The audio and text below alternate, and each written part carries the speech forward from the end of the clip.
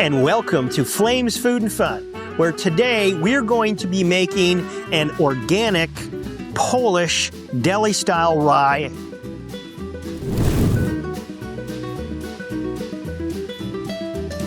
Now, one of the things with this rye is it's not really complicated, but there are a lot of different techniques that you need to follow to get it to taste just like one that you get in a deli in, say, New York or Chicago or in Germany or in Poland and things like that. So this is a classic rye recipe, and so we'll be making that today. We're going to be showing you some pretty cool techniques. So the first part of the process in making an organic, really a classic Polish or German-style rye bread that you find in a deli, is you've got to start with what we call a rye scald. Now, the first thing we do is we boil some water. So this is boiled water, and we're going to put in just about 8.8 ounces or 260 milliliters. And then the next thing we're going to do is we're going to put in a tablespoon of molasses. So I'm going to put it here in where we're going to actually create the scald. So I want to get that in there.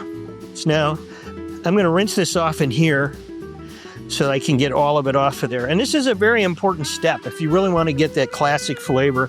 We've got 1 tablespoon of caraway seeds. That's another important thing. You can buy this just about anywhere. And then here we have 150 grams of organic rye flour. And so what we're going to do is create this rye scald. And from here, you put this two together. Now this is something that is going to have to sit for a number of different hours and come together. And it's going to be, kind of lumpy and that's okay. This is just the way we start it. Now this is really hot because, again, this is a rye scald. So we're going to mix this up pretty good. I can see, now that's really hot. Had to go burning my fingers a little bit. So we're going to let this sit for really several hours until it gets to room temperature. That's kind of how it looks. It's kind of a pasty consistency. And we're going to let that go, and we'll be back once it's cooled off. And now for the next process, we need 200 grams of organic wheat. So we're going to get started with this. We're going to mill this here as part of the process.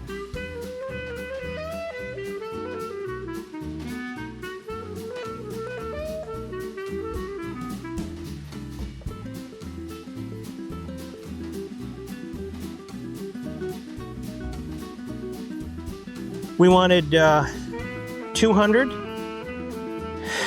grams here, and we now are at 200. There we go. Exactly 200. We got a little bit left in the bowl. And here we go. We're at exactly 200. We want it to be, fully organic here, so we use the organic wheat berries and ground them ourselves. And we ground them initially just for a short time, a little more coarse, just to give it a little texture, and then super fine after that. All right, for this next process, what we're going to do is we're going to bloom the yeast. We're using active dry yeast. And because we're a home baker, we want to make sure that the yeast is actually going to bloom. And so what we're going to do is we got water here. Now the temperature is right around 100 degrees. It should be between 95 and 105.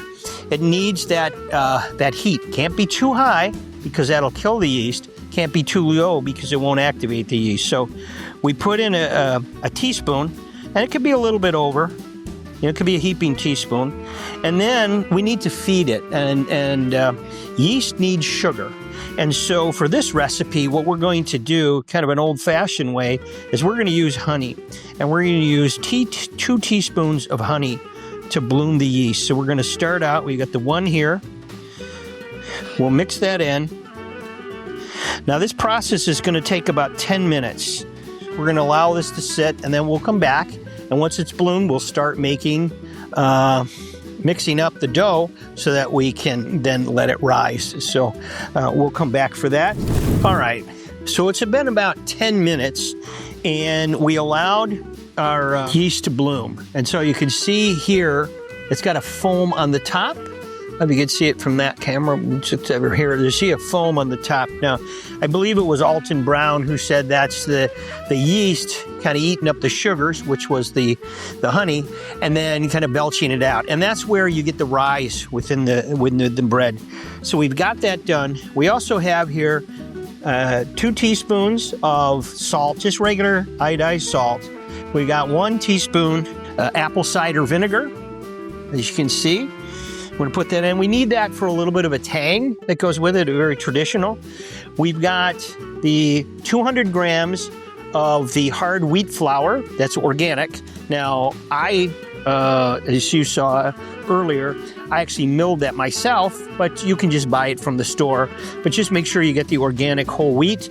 And then we got another 100 grams of the organic rye flour. Okay, now remember, in this is our rye scald, and this has already got 150 grams of rye flour, so it's 250 grams to 200, so that's about the ratio. Now, the recipe doesn't call for adding more caraway seeds. We put that in the rye scald, but I'm going to add a little bit more because that's what my family likes.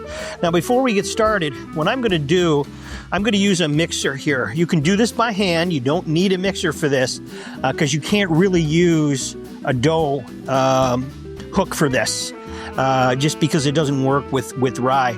But what I'm going to do, make it easier, I'm going to oil the bowl, and I'm going to get started with it. So we've got the 200 grams of the whole wheat flour, the 100 grams of the rye flour. Now, it's important to use measurements when working with flour because there can be air in the flour depending on how it is. So you should really go by weight, not by volume, where in other things you can go by volume. Okay, so we're going to put the salt in there so we get all the dry mixes in there. And I'm just going to kind of mix this around a little bit. This isn't really necessary, but I like to do this just to get the 2 flours kind of mixed together with the salt. So we've got that. I'm now going to put in the rye scald. Now you can see this is kind of it's a paste. It's almost like a liver paste. We're now going to add in the yeast, and as you can see, it's really foaming now, really good. And I always recommend this for the home baker. So what I'm going to do is put this in the stand mixer here. Again, you can do this by hand because you don't need a regular hook for this. And we're going to cook it. We're going to do this on a very low setting. Okay, and a little dough come out. See, got to kind of face this to me so I can see it a little bit better. Stop it here for a second, and I'm going to just make sure that it's coming off the sides. Again, the bottom's not getting it, fully, so we're going to let it incorporate from the sides. And this is going to get kind of like almost like a clay consistency like you had when you were a kid, or like sugar cookies if you make that. So it's got different consistency than you see with most breads. So just keep that in mind when you're making this.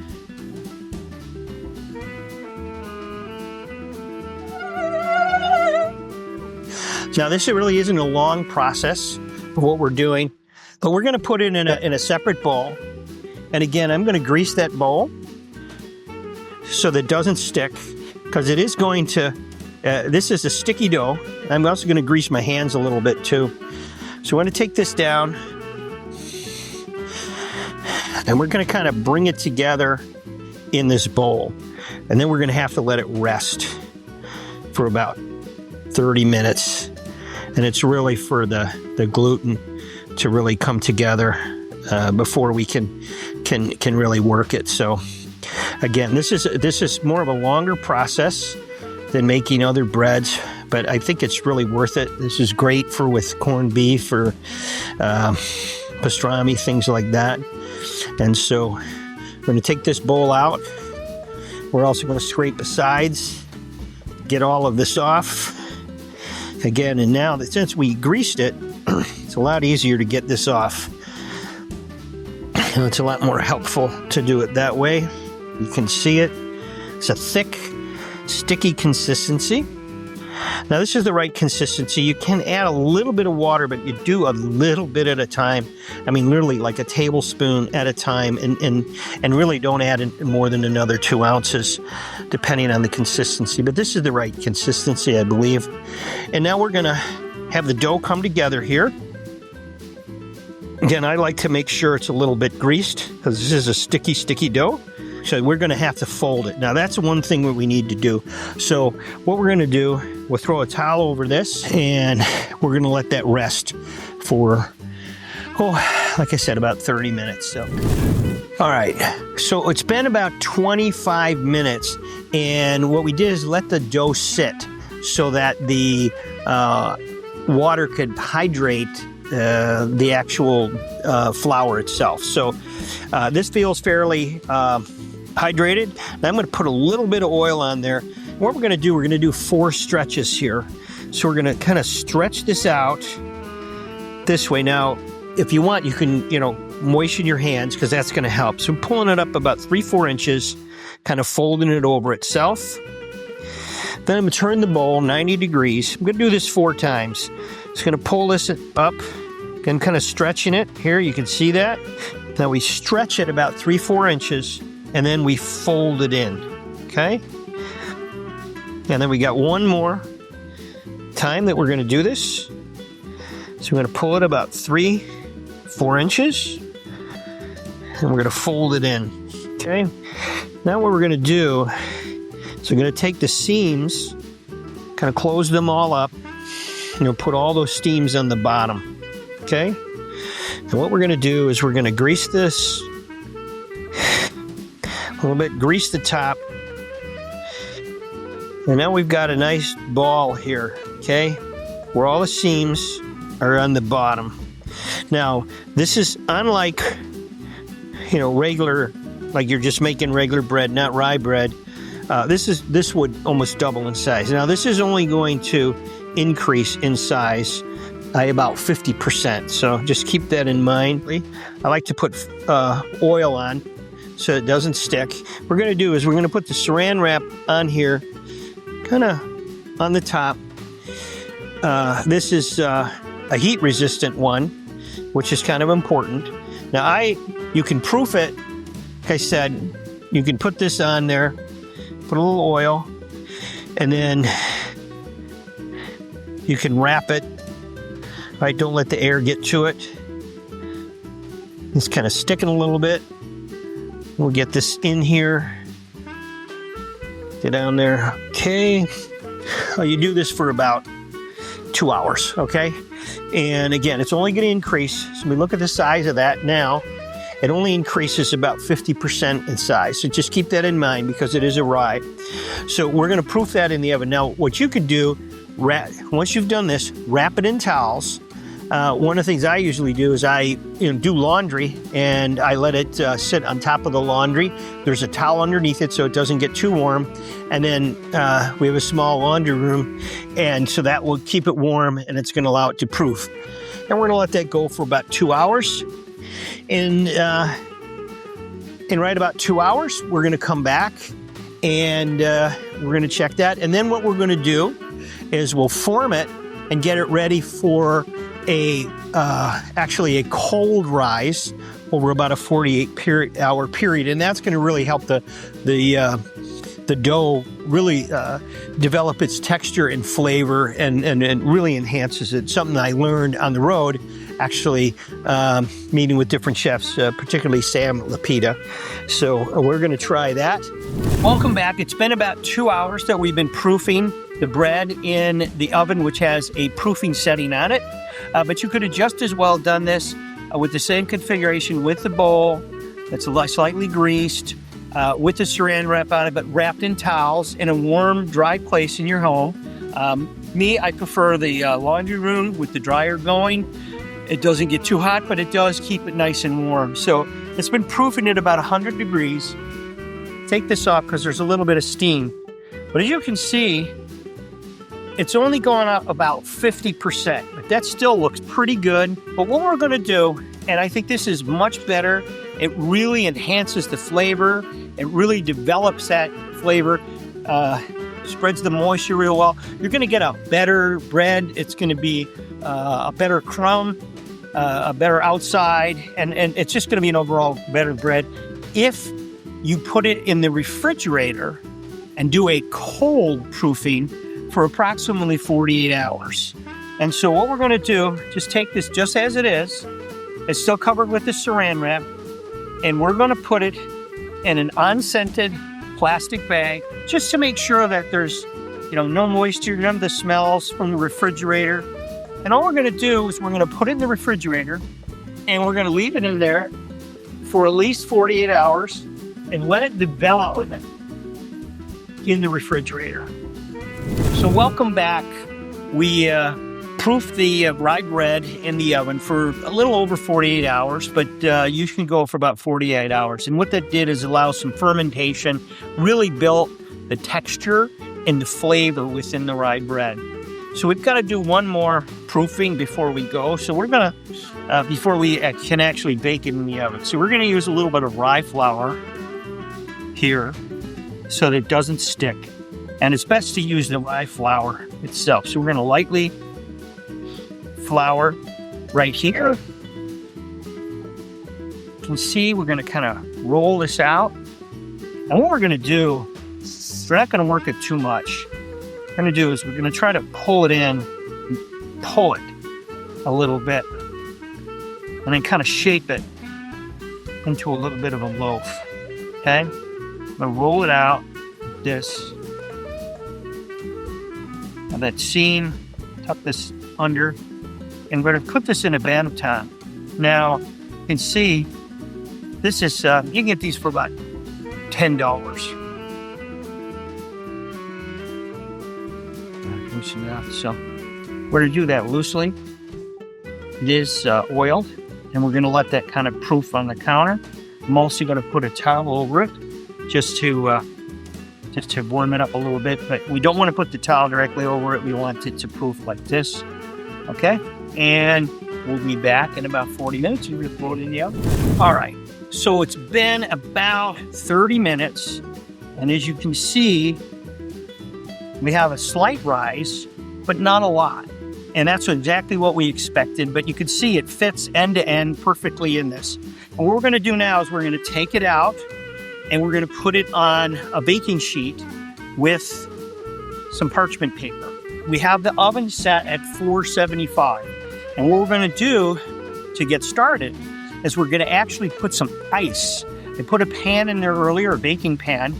And what we're going to do is for the first 15 minutes, we're going to steam the rye bread at 475 degrees. Then we're going to turn it down for about 35 minutes to 420 degrees. So right now I got a convection oven going, but you're going to use your regular oven, but you have to have a tray in the bottom, and we're going to put some ice in. Pour the ice in. Now you can see that's starting to steam. So while that's getting ready, we're going to take the loaf out of here. You can see, get some of that rye, that's rye flour. That way it didn't stick much. So it's nicely shaped right there. What we're going to do is we're going to take this, it's called a lame, and you can see it's got a razor on it. And that's like an old-time razor you used to see. Maybe your dad used it or your grandpa. And you start about 1 inch from each end, go down, and go no more than 1/4 of an inch. We just want to put, okay, from inch to inch. Now, you really can't see that, but that's because I used a razor. And now we're going to put it in the oven. And we're going to set a timer for 15 minutes. And what that's going to do, we got steam, see the steam in there. That's going to help it rise. And we'll turn it down to 420 for 30 minutes. We're going to pull the bread in just a moment.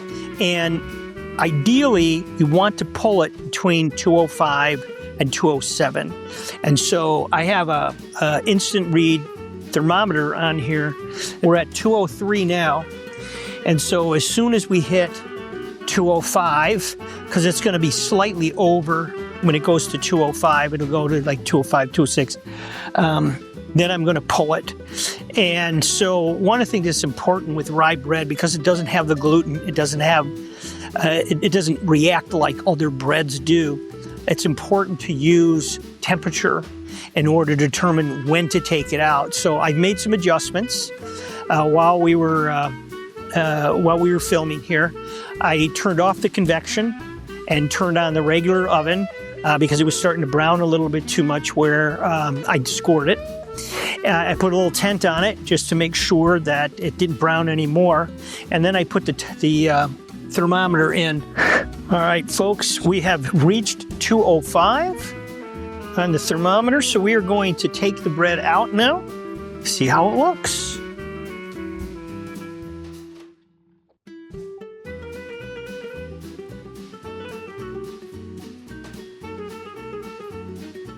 Now keep in mind, this is a dark rye, so it's going to look darker.